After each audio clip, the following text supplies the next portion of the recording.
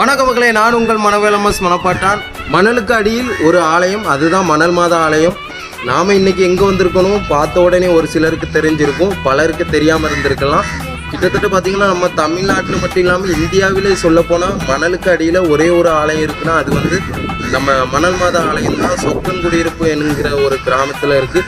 இந்த ஆலயம் பார்த்திங்கன்னா மிகவும் பிரசித்தி பெற்றது. இந்த ஆலயத்துடைய வரலாறு நம்ம சேனலில் கூடிய சீக்கிரம் அங்கே உள்ள மக்கள்கிட்ட கேட்டு கண்டிப்பாக ஒரு வீடியோவாக போடுவோம். அதுக்கு முன்னாடி இந்த ஆலயத்துடைய வரலாறு ஒரு சுருக்கமாக சொல்லணும்னா, ஆடு மாடுகள் மேய்க்கக்கூடிய ஒரு சிறுவன் அந்த வழியாக, அதாவது பார்த்தீங்கன்னா அந்த செம்மண் பகுதிகளில் நடந்து செல்லும் போது ஒரு மரம் வந்து அவனுடைய காலில் தடுக்கி விழுந்திருக்கான் அந்த பையன்.